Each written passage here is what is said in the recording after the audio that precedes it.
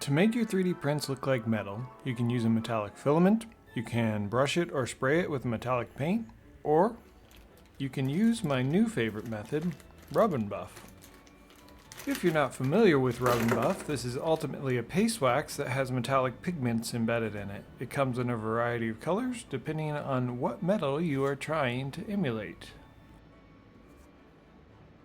I have this wolf 3D print that is already primed with black paint, so I thought he would make a nice test subject.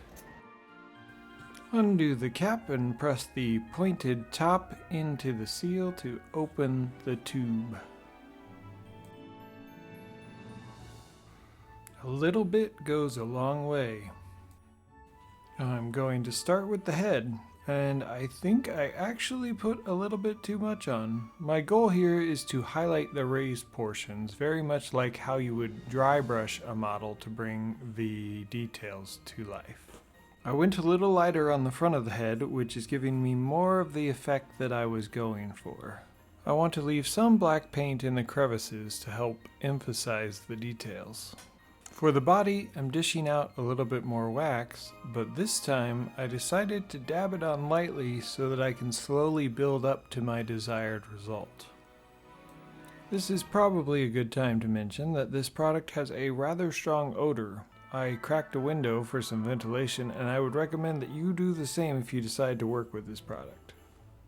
With the wax applied, I took a clean rag and, as the name suggests, began to buff the finish.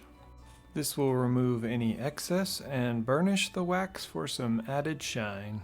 I used the antique gold color, which made the wolf look kinda like a bronze metal statue.